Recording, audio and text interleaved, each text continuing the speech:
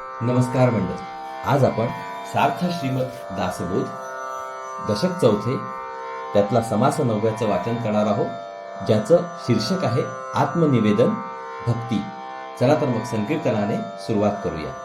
जय जय राम कृष्ण हरी, जय जय राम कृष्ण हरी, जय जय राम कृष्ण हरी, जय जय राम कृष्ण जय जय राम कृष्ण हरी, जय जय राम कृष्ण जय जय राम कृष्ण हरी, जय जय राम कृष्ण जय जय राम कृष्ण हरी, जय जय राम कृष्ण जय जय राम कृष्ण हरी, जय जय राम कृष्ण हरी, जय जय राम कृष्ण हरी. जय श्रीराम, जय जय रघुवीर समर्थ.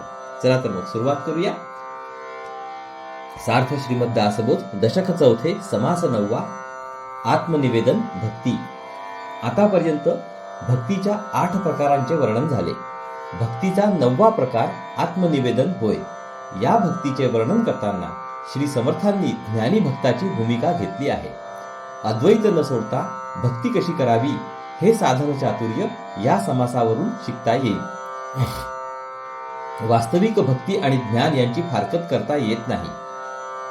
भगवंताच्या सामर्थ्याची, सौंदर्याची, महिम्याची किंमत कळली म्हणजे त्या कळण्यातून किंवा ज्ञानातून भगवंताबद्दलची श्रद्धा, भावना आणि मदीयता, आपलेपणा निर्माण होतात. त्यांच्या पोटी भक्ती उदय पावते. म्हणून ज्ञानामध्ये भक्तीचा जन्म होतो.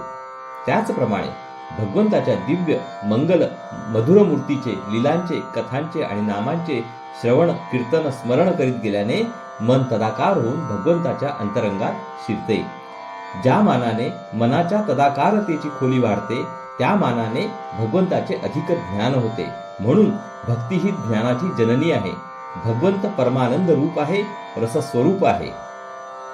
त्याच्या चिंतनात मग्न होऊन भक्त स्वतःला संपूर्णपणे विसरतो. त्यावेळी तो आनंद समुद्रात बुचकळी मारतो. म्हणून स्वानंदानुभव हे भक्तीचे चरम फल आहे. भगवंत शाश्वत आहे, सत्तारूप आहे, सूक्ष्माहून अतिसूक्ष्म आहे. त्याच्या शोधाला लागल्यावर विवेकाच्या जोराने अशाश्वत स्थूल दृश्य मनातून बाजूला सरते. वैराग्याचा उदय होऊन देहबुद्धी हरवते आणि आत्मबुद्धी उदय पावते. मी तोच आहे हा विलक्षण साक्षात्कार होऊन ज्ञानी आनंद सागरात बुडून जातो. म्हणून स्वानंदानुभव हेच ज्ञानाचे पण चरमफल आहे. ज्ञानात काय किंवा भक्तीत काय, अविद्या संपूर्ण नाश पावते. फरक इतकाच की ज्ञान मार्गामध्ये परमात्मा सत्ता रूपाने सारखा स्फुरतो, तर भक्ती मार्गामध्ये तो आनंद रूपाने सारखा स्फुरतो. दोघांच्या ब्रह्म साक्षात्कारात यत्किंचित फरक नाही. एकाचा भर वीतराग प्रधान शांतरसावर, तर दुसऱ्याचा भर अनुराग प्रधान सख्यरसावर असतो.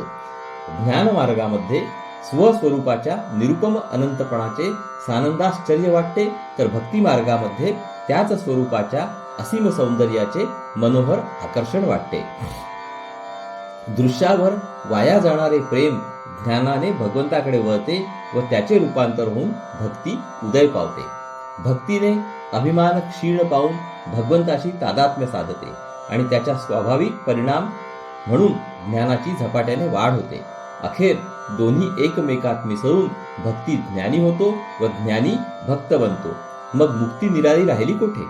ज्ञान आणि मुक्तीच्या भक्तीच्या मागे मागे जातात असा संतांचा अनुभव आहे. ज्ञानामध्ये आणि भक्तीमध्ये त्याग सारखाच, वैराग्य सारखेच, तन्मयता सारखीच आणि ताजेपणा व नवीनपणा सारखाच असतो. पण एक फरक असा की अज्ञान नाहीसे होऊन ज्ञान झाले की तेही पुढे नाहीसे होते. भक्तीच्या बाबतीत तसे घडत नाही. भगवंताच्या उपासनेने भक्ताला वैराग्य साधते आणि त्यातून त्याला ब्रह्मज्ञान प्राप्त होते. तरी पण त्याची भक्ती संपत नाही, थांबत नाही. अद्वैत भक्ती म्हणतात ती हीच होय. श्री समर्थांसारखे मुक्त महामानव परमानंदमय रससागरामध्ये केवळ स्वानंदासाठी डुंबत राहतात.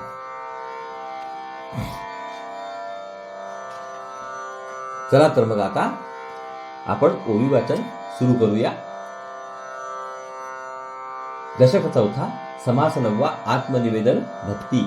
श्रीराम, जय जय रघुवीर समर्थ. श्रीराम. मागा झाले निरूपण 8वे भक्तीचे लक्षण, आता ऐका सावधान भक्ती नवमी. प्रथम आत्मनिवेदन याचा अर्थ सांगतात. मागील समासात 8वी भक्ती कशी असते याचे वर्णन झाले. आता 9वी भक्ती कशी असते ते लक्ष देऊन ऐकावे. 9वी निवेदन जाणावे, आत्मनिवेदन करावे, तेही सांगिजेल स्वभावे, प्रांजळ करुनी. निवेदनाला 9वी भक्ती म्हणतात. आत्मनिवेदन करावे ते सोपे व स्पष्ट करून सांगतो. नि अधिक विद म्हणजे समर्पण करणे, ताब्यात किंवा हातात देणे, कोणाकडे सोपविणे. या धातूपासून निवेदन शब्द बनतो. आत्मनिवेदन म्हणजे आपण स्वतःला सर्वस्वी भगवंताला समर्पण करणे, त्याच्या हाती सोपविणे किंवा त्याच्या ताब्यात देणे होय. ऐका निवेदनाचे लक्षण, देवासी वहावे आपण, करावे तत्व विवरण म्हणजे कळे. आपण स्वतःला देवास वाहणे हे निवेदनाचे लक्षण आहे. तत्वांचे स्पष्ट विवेचन केले म्हणजे निवेदन काय हे कळते. देवाला वाहणे म्हणजे देवाला देऊन टाकणे. या देण्यामध्ये 3 गोष्टी असतात. 1. देवास देताना आपण अत्यंत आदराने व प्रेमाने देतो. 2. एकदा दिल्यानंतर त्या वस्तूवरील ममत्व, माझेपणाचा हक्क, आसक्ती आणि प्रीती आपण सर्वस्वी सोडतो. 3. त्या वस्तूला आपण विसरून जातो. पुढे तिचे काय झाले याचा विचार मनातून काढून टाकतो. तत्वविवरण म्हणजे काय? आजचा आपला मी कशाचा बनलेला आहे हा शोध करीत जाऊन अखेर कोणती तत्वे उरतात ते पाहावे. ही तत्वे कळली की आपण स्वतः देवाला व्हावे म्हणजे काय करावे ते समजते. मी कशाचा बनलेला आहे याचा शोध सुरू झाला म्हणजे एक चमत्कारिक विरोधाभास निर्माण होतो. तो असा: मी भक्त ऐसे म्हणावे आणि विभक्तपणेची भजावे, हे आवघेंची जाणावे विलक्षण. एकीकडे मी भक्त आहे असे म्हणायचे आणि त्याचबरोबर दुसरीकडे वेगळेपणाने भगवंताची भक्ती करायची. हे सारे काहीतरी विलक्षणच वाटते. भगवंताहून जो वेगळा उरत नाही तो भक्त बनतो. जो वेगळा राहतो तो भक्त नसतो. म्हणून भक्त आहे आणि तो वेगळेपणाने भगवंताचे भजन पूजन करतो. या 2 गोष्टी परस्पर विरोधी आहेत. लक्षण असोन विलक्षण, ज्ञान असोन अज्ञान, भक्त असोन विभक्तपण, ते हे ऐसे. हा विरोधाभास किती तर्कदुष्ट आहे ते स्पष्ट करून सांगतात. एकीकडे एखादे लक्षण आहे असे म्हणायचे आणि लगेच दुसरीकडे ते लक्षण नाही असे वागायचे, किंवा एकीकडे एखाद्याला ज्ञान आहे असे म्हणायचे आणि लगेच दुसरीकडे ते ज्ञान नाही असे वागायचे. लक्षण आहे आणि लक्षण नाही किंवा ज्ञान आहे आणि ज्ञान नाही या परस्पर विरोधी जोड्या एकाच वेळी एकाच माणसाच्या ठिकाणी असू शकत नाहीत. त्याचप्रमाणे तोच माणूस एकाच वेळी भक्त आणि विभक्त दोन्ही असू शकत नाही. हा विरोधाभास सुटण्यास आत्मानात्म विचार एवढा एकच मार्ग आहे. भक्त म्हणजे विभक्त नव्हे आणि विभक्त म्हणजे भक्त नव्हे, विचारे वीण काहीच नव्हे समाधान. विभक्त म्हणजे वेगळा. जो भगवंतांपासून वेगळा नाहीच तो भक्त होय. जो भगवंतांपासून वेगळाच आहे तो विभक्त होय. जो भक्त आहे तो विभक्त नव्हे व जो विभक्त आहे तो भक्त नव्हे. परंतु आत्मानात्म विचार केल्याखेरीज या गोष्टी समाधानकारक रीतीने समजणार नाहीत. यालाच तत्वविवरण म्हणतात. देव कोण, मी कोण हे प्रश्न विचाराने सोडवावे. तस्मात विचार करावा, देव कोण तो ओळखावा, आपला आपण शोध घ्यावा अंतर्यामी. या कारणासाठी आत्मानात्म विचार करावा. खरा देव कोणता तो ज्ञानाने जाणावा. आपल्या स्वतःचा आपण आपल्या अंतर्यामी शोध करावा. भगवंत व भक्ती करणारा भक्त यांचा परस्पर संबंध नीटपणे आकलन होण्यासाठी मी चे तसेच भगवंताचे खरे स्वरूप कळायला पाहिजे. म्हणून आपणच आपल्या अंतरंगात उतरून खऱ्या मीचे ज्ञान करून घ्यावे असा श्री समर्थांचा आग्रह आहे. मीचे ज्ञान झाले की भगवंताचे ज्ञान आपोआप घडते. मी कोण या प्रश्नाचे उत्तर शोधण्याच्या क्रियेमध्ये विश्वाच्या मूल तत्वांचे परीक्षण करावे लागते. मी कोण ऐसा निवाडा, पाहो जाता तत्व झाडा, विचार करिता उघडा आपण नाही. मी कोण आहे हा प्रश्न दिसतो साधा, परंतु त्याचे उत्तर शोधू लागले म्हणजे मूल तत्वांची मीमांसा करावी लागते. अशी मीमांसा करता करता अखेर ज्या मीला आज आपण मी मानतो तो खरा नाही असे उघडपणे कळून येते. तत्वे तत्व जेव्हा सरे, तेव्हा आपण कैचा उरे, आत्मनिवेदन येणे प्रकारे सहजची झाले. असे का होते त्याचे कारण सांगतात. एका तत्वाने दुसऱ्या तत्वाचा जेव्हा निराश होत जातो तेव्हा आपण निराळे असे उरत नाही. अशा रीतीने तत्व निरसनाने आत्मनिवेदन सहजच घडते. माणूस म्हणजे देह अधिक मन अधिक आत्मा. आत्मा हा खरा मी होय, परंतु आज आपण देह आणि मन या दोघांच्या युतीस मी असे मानतो. वेदांताचे सांगणे असे की देह आणि मन दोन्ही पंचमहाभूतांपासून बनतात. विश्व तयार होताना आकाशातून वायू आला, वायूतून तेज झाले, तेजातून आप झाले आणि आपातून पृथ्वी झाली. विश्वलयास जाताना उलट क्रमाने पृथ्वी आपात विरते, आप तेजात लोकते, तेज वायूत जाते आणि वायू आकाशात विरतो. हा जो नियम विश्वाला किंवा ब्रह्मांडाला लागू पडतो तोच मानव देहाला किंवा पिंडाला लागू असतो. आपण स्वतःच्या अंतर्यामी मीपणाचा शोध घेऊ लागलो की देह बनविणारी स्थूल पंचमहाभूते त्यांच्या सूक्ष्म रूपात जातात. नंतर सूक्ष्म महाभूते आणि मन मूळ प्रकृतीमध्ये विलीन होतात. म्हणून देहबुद्धीच्या आश्रयाने वावरणारा मी तत्वविचारापुढे टिकत नाही. खोटा मी नाहीसा होणे हेच आत्मनिवेदन होय. तत्वरूप सकळ भासे, विवेक पाहता निरसे, प्रकृती निरासे, आत्मा असे आपण कैचा. देहच मी आहे अशा मीपणाने वावरणारा अहंकार खरा नाही हे पुन्हा सांगतात. सगळे दृश्य विश्व पंचमहाभूतांचे बनलेले आहे. त्यांचे विवेकाने विवरण केले तर सर्वांचा निराश होतो, म्हणजे ती शेवटपर्यंत खरेपणाने टिकत नाही. अशा रीतीने दृश्य विश्वाचे किंवा प्रकृतीचे निरसन झाले की आत्मस्वरूप तेवढे शिल्लक उरते. मग आपला मी वेगळा राहतोच कोठे. एक मुख्य परमेश्वरू, दुसरी प्रकृती जगदाकारू, तिसरा आपण कैचा चोरू आणिला मध्ये. मुख्य मूलतत्वे दोनच आहेत, एक परमेश्वर व दुसरी विश्वाचा आकार घेऊन दिसणारी प्रकृती. त्या दोघांमध्ये मी हा तिसरा चोर येतोच कोठे. ऐसे हे सिद्धची असता, नाथिली लागे देह अहंता, परंतु विचारे पाहो जाता काहीच नसे. परमात्मा आणि प्रकृती ही दोन मूलतत्वे स्वतः सिद्ध आहेत, परंतु मुळात नसलेला आणि या कारणासाठी खोटा असलेला हा देहाहंकार आपल्याला चिकटतो. तरी पण विचाराने शोध घेतल्यास मुळात त्याला काही आधार नाही असा निश्चय होतो. सर्व दृश्य विश्व पंचमहाभूतांचे बनलेले आहे. आपण त्याचे साक्षी आहोत, पण अखेर साखरेत जशी गोडी तसे साक्षीत्वही आत्मस्वरूपात विरून जाते. तात्पर्य, देहाहंतेला कोठे स्थान नाही. पाहता तत्वविवंचना, पिंड ब्रह्मांड तत्वरचना, विश्वाकारे व्यक्ती नाना तत्वे विस्तारली. व्यक्ती आणि विश्व यामधील तत्वांची रचना शोधून पाहिली, त्याचप्रमाणे तत्वांची मीमांसा करून पाहिली तर असे आढळते की या विश्वामधील अनेक प्रकारचे अगणित आकार किंवा दृश्य वस्तू हा सगळा तत्वांचाच विस्तार आहे. तत्वे साक्षत्वे वोसरती, साक्षत्व नुरे आत्मप्रचिती, आत्मा असे आदि अंती आपण कैचा. आपल्या देहासकट या विश्वाकडे आपण साक्षीत्वाने पाहू लागलो, म्हणजे केवळ बघणाऱ्याची भूमिका ठेवून तिराहितपणाने पाहू लागलो तर ती तत्वे सहज नाहीशी होतात. नंतर प्रत्यक्ष आत्म्याचा अनुभव आला की साक्षीपणाही उरत नाही. विश्वाच्या आरंभी केवळ आत्माच होता, तसाच विश्वाच्या शेवटी सुद्धा केवळ आत्माच शिल्लक उरतो. हे जर खरे तर आपल्या मीपणाला वेगळे अस्तित्व राहतच नाही.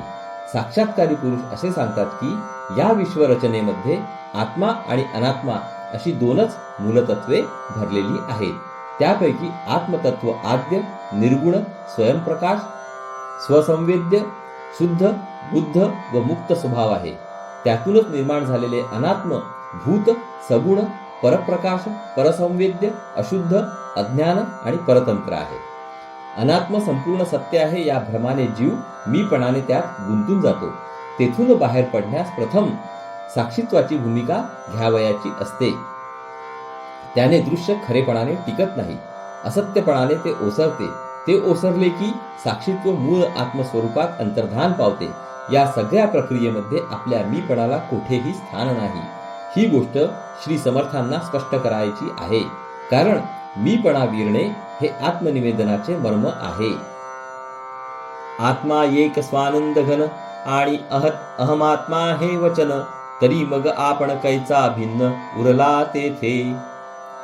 आत्मस्वरूपाचा अनेक अंगांनी विचार केला तरी आपल्या देहाहंतेला मीपणाला कोठेच स्थान उरत नाही हे दाखवतात. आत्मा सगळीकडे व्यापून आहे.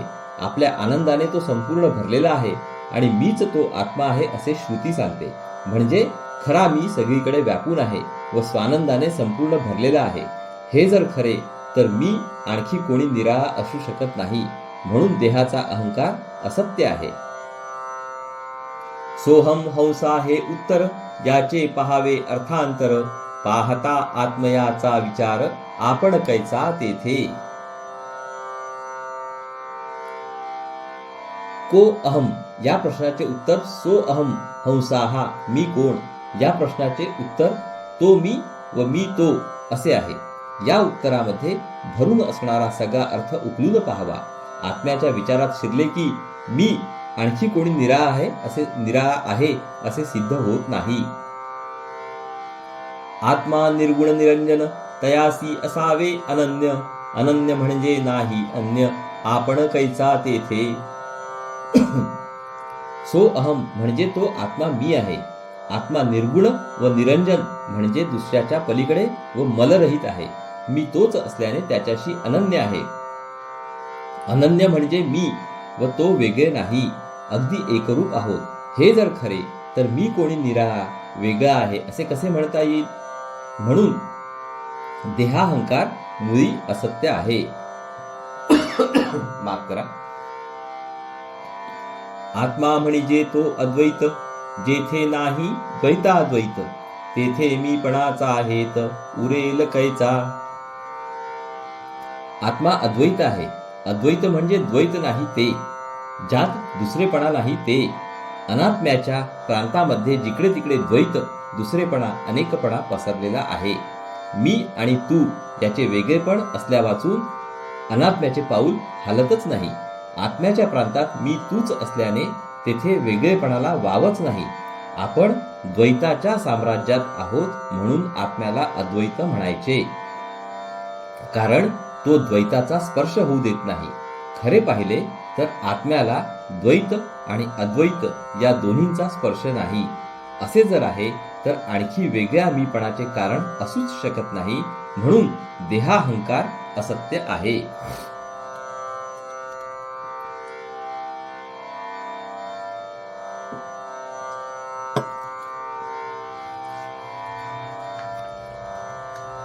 आत्मा पूर्णत्वे परिपूर्ण, जेथे नाही गुणागुण, निख निर्गुणी आपण कोण कैचा. आत्मा सर्व बाजूंनी परिपूर्ण आहे. तो मूर्तिमंत पूर्णता आहे. तेथे गुण व अगुण हे दोन्हीही नाही. मानवी बुद्धीला गुणांवाचून वस्तूची कल्पनाच करता येत नाही. म्हणून सर्व अनात्म वस्तू आपण सगुण म्हणतो. पण आत्मवस्तू मानवी कल्पनांच्या पलीकडे असल्याने आपण तिला निर्गुण म्हणतो. वास्तविक आत्मस्वरूप गुण व अगुण या कल्पनेपासून सदा मुक्त आहे. असे जे निव्वळ निर्गुण आत्मस्वरूप, त्यामध्ये मी देह आहे ही क्षुद्र सगुण कल्पना कशी असणार. अर्थात ती असू शकत नाही. म्हणून देहाहंता असत्य आहे. निख निर्गुण हा श्री समर्थांचा शब्दप्रयोग मोठाच अर्थपूर्ण आहे. त्वम पद तत्पद असी पद, निरसुनी सकळ भेदा भेद, वस्तू ठाईंची अभेद आपण कैचा. तत् त्वम असी म्हणजे तू ते ब्रह्म आहेस असे उपनिषदातील स्वानुभवाचे महावाक्य आहे. यामधील तीनही पदांचे उल्लंघन करून जो आत्मस्वरूपापर्यंत पोहोचला त्याला भेद व अभेद दोन्ही लटके होतात. वास्तविक आत्मवस्तू मुळातच भेदरहित असल्याने तिला भेद आणि अभेद स्पर्श करीत नाही. ती आत्मवस्तू जो आपण अंगे बनला त्याला मी देह आहे अशी मीपणाची निराळी अवस्था कशी असणार. म्हणून मीपणा असत्य आहे. निरसिता जीव शिव उपाधी, जीव शिवची कैचे आधी, स्वरूपी होता दृढ बुद्धी आपण कैचा. मी जीव आहे व तो शिव आहे. हा विद्या अविद्या यांनी निर्माण केलेला भेद आहे. त्या भेदाची उपाधी नाहीशी केली तर मूळ आत्मस्वरूपात जीव शिव असा भेद नाही हे ध्यानात येईल. जीव शिव भेदरहित असलेला आत्मा हेच आपले खरे स्वरूप आहे असा निश्चय झाला की मग मी देह आहे असा निराळा मीपणा उरतच नाही. म्हणून आपण कोणी निराळे ही देहाहंता असत्य आहे. दृश्य जगामध्ये सामान्य व विशेष यांचे राज्य चालते. अनेक व्यक्तींना एकच सामान्य व्यापून असते. उदाहरणार्थ अनेक माणसे ही विशेष तर त्यांना व्यापून असणारा माणूसपणा हे सामान्य होय. याच रीतीने जगात वावरणारे सर्व जीव हे विशेष तर त्यांना चैतन्यपणाने व्यापून असणारे व उरणारे सामान्य म्हणजे शिव होय. जीव आणि शिव एकमेकांवर अवलंबून असतात. दोघांमध्ये भेद आहे तसाच अभेद पण आहे.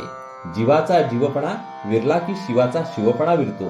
प्रथम जीव स्वतः शिव बनतो व नंतर परमात्ममयच होऊन जातो. म्हणून मी कोणी त्याहून निराळा आहे असे मानायला काही आधारच उरत नाही. आपण मिथ्यासाच देव देव भक्त अनन्य भाव या वचनाचा अभिप्राव अनुभवी जाणती. आतापर्यंत केलेल्या विवरणाचा सारांश सांगतात तो असा की मी देह आहे हा भ्रम आहे, ते असत्य आहे. एक परमात्मा तेवढा खरा, त्याच्याशी अनन्य होणे, एकरूप होऊन जाणे, वेगळेपणाने न उरणे याचे नाव भक्ती. या आत्मनिवेदन भक्तीमध्ये खरे समाधान प्राप्त होते. मी देह आहे या भावनेमुळे आपण कोणी निराळे आहोत, स्वतंत्र आहोत असा जो आपला दृढ विश्वास असतो तो भ्रम असतो. तो अगदी असत्य आहे. एक भगवंतच काय तो खरा आहे. तसेच भक्त व भगवंत दिसायला निराळे दिसले तरी ते वेगळे नसतात. दोघे एकमेकांशी अनन्य असतात, एकरूप असतात. हे जे मी सांगतो याचा खरा अर्थ फक्त स्वानुभवी पुरुषांनाच कळेल. या नाव आत्मनिवेदन ज्ञानियांचे समाधान नवमे भक्तीचे लक्षण निरोपिले. भक्ताने आपला संपूर्ण मीपणा भगवंताला वाहणे, त्याच्याशी संपूर्णपणे एकरूप होऊन जाणे यास आत्मनिवेदन असे म्हणतात. आत्मनिवेदनानेच ज्ञानी पुरुषांना समाधान लाभते. नवव्या भक्तीचे लक्षण येथपर्यंत सांगितले. स्वरूपाशी तादात्म्य पावणे यामध्ये समाधानाची गुरुकिल्ली आहे. म्हणून भक्तीने काय आणि ज्ञानाने काय अखेर आत्मनिवेदन होऊन आत्मस्वरूपाशी अनन्य व्हावे लागते. स्वरूप साक्षात्कार कोणत्याही मार्गाने झाला तरी समाधानाचे चिन्ह एकच राहते. अशा रीतीने भक्त ज्ञानी बनून जातो पण भक्तपणे नांदतो. पंचभूतांमध्ये आकाश, सकळ देवांमध्ये जगदीश, नवविधा भक्तीमध्ये विशेष भक्ती नवमी. येथे आत्मनिवेदनाचे श्रेष्ठ स्थान सांगतात. ज्याप्रमाणे पंचमहाभूतांमध्ये आकाश श्रेष्ठ, सगळ्या देवांमध्ये जगदीश्वर श्रेष्ठ, त्याचप्रमाणे भक्तीचे जे 9 प्रकार सांगितले त्यामध्ये नववी म्हणजे आत्मनिवेदन भक्ती सर्वात श्रेष्ठ भक्ती आहे. नवमी भक्ती आत्मनिवेदन, न होता न चुके जन्म मरण, हे वचन सत्य प्रमाण अन्यथा नव्हे. नववी भक्ती जी आत्मनिवेदन ती जर साधली नाही तर माणसाचे भक्ताचे जन्ममरण चुकणार नाही. हे माझे बोलणे अगदी खरे आहे, अनुभवाला धरून आहे, ते खोटे होणार नाही. ऐसी हे नवविधा भक्ती केल्या पाविजे सायोज्य मुक्ती, सायोज्य मुक्ती सकल्पांती चरण नाही. यानंतर पुढील समासात सांगितलेला जो 4 मुक्तींचा विषय त्याचा उपक्रम करतात. नवविधा भक्ती ही अशी आहे, ती आचरली तर सायुज्य मुक्ती मिळते. या संबंध विश्वाचा लय झाला तरी सायुज्य मुक्ती अचल राहते, तिच्यामध्ये बदल होत नाही. तीही मुक्तीस आहे चरण, सायुज्य मुक्ती अचल जाण, त्रैलोक्यास होता निर्वाण, सायुज्य मुक्ती चलेना. एकंदर मुक्ती 4, त्यापैकी पहिल्या 3 मुक्तींमध्ये फरक घडून येतो. सायुज्य मुक्ती मात्र अचल राहते, तिच्यात फरक पडत नाही. तिन्ही लोकांचा शेवट झाला तरी सायुज्य मुक्तीमध्ये कोणताही फेरबदल होत नाही, ती जशीच्या तशीच कायम राहते. आवघिया 4 मुक्ती वेदशास्त्रे बोलती, तयामध्ये 3 नासती, चौथी ते अविनाश. वेद आणि शास्त्रे यांनी एकंदर 4 प्रकारच्या मुक्ती वर्णन केल्या आहेत. त्यापैकी 3 नश्वर आहेत, अशाश्वत आहेत, पण चौथी मात्र शाश्वत आहे, अविनाशी आहे. पहिली मुक्ती ते स्वलोकता, दुसरी ते समीपता, तिसरी ते स्वरूपता, चौथी सायोज्य मुक्ती. पहिली मुक्ती सलोकता, दुसरी समीपता, तिसरी स्वरूपता आणि चौथी सायुज्यता. ऐसी या चत्वार मुक्ती भगवत भजने प्राणी पावती, हेची निरूपण प्रांजळ श्रोती सावध पुढी परिसावे. अशा या 4 मुक्ती आहेत. भगवंताच्या भक्तीने माणसाला त्या प्राप्त होतात. हा विषय पुढे स्पष्टपणे सांगायचा आहे. श्रोत्यांनी तो सावधपणे ऐकावा. इति श्री दासबोधे गुरुशिष्य संवादे आत्मनिवेदन भक्ती नाम समास 9. चला तर मग मंडळी, येथे आपले समास 9 दशक 4 समास 9 वाचन समाप्त झालेले आहे. हरिओम तत्सत, हरिओम तत्सत, हरिओम तत्सत. हरे कृष्ण कृष्ण कृष्ण हरे हरे, हरे राम राम राम हरे हरे, हरे कृष्ण कृष्ण कृष्ण हरे हरे, हरे राम राम राम हरे हरे, हरे कृष्ण कृष्ण कृष्ण हरे हरे, हरे राम राम राम हरे हरे, हरे कृष्ण कृष्ण कृष्ण हरे हरे, हरे राम राम राम हरे हरे, हरे कृष्ण कृष्ण कृष्ण हरे हरे, हरे राम राम राम हरे हरे, हरे कृष्ण कृष्ण कृष्ण हरे हरे, हरे राम राम हरे हरे, हरे कृष्ण कृष्ण कृष्ण हरे हरे, हरे राम राम हरे हरे, हरे कृष्ण कृष्ण कृष्ण हरे हरे, हरे राम राम हरे हरे. जय योगेश्वर श्री कृष्ण की जय हो. जय श्रीराम, जय श्रीराम, जय श्रीराम. जय जय रघुवीर समर्थ. चला तर मंडळी, पुढील भागात परत भेटू. हरिओम हरिओम हरिओम हरिओम.